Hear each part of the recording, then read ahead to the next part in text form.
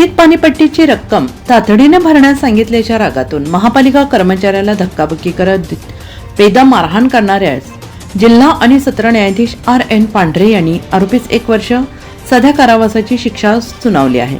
अक्षय ज्ञानेश्वर देसाई वय वर्ष 26 राहणार सातपूर असे शिक्षा झालेल्या आरोपीचे नाव आहे.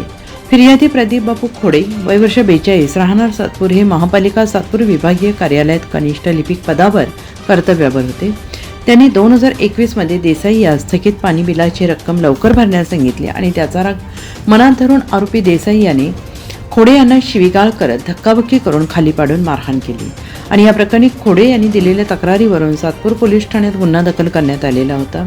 तत्कालीन उपनिरीक्षक श्याम जाधव यांनी तपास करत सबळ पुरावे गोळा करून दोषारोपपत्र जिल्हा न्यायालयात सादर केले. अतिरिक्त सरकारी अभियोक्ता भानुप्रिया पेटकर यांनी सरकार पक्षाकडून युक्तिवाद केला. त्यानुसार न्यायालयाने दोन्ही बाजूंचा युक्तिवाद ऐकून घेत देसाई यास दोषी धरले. NCN न्यूजसाठी प्रतिनिधी सिद्धार्थ लोखंडे, सातपूर.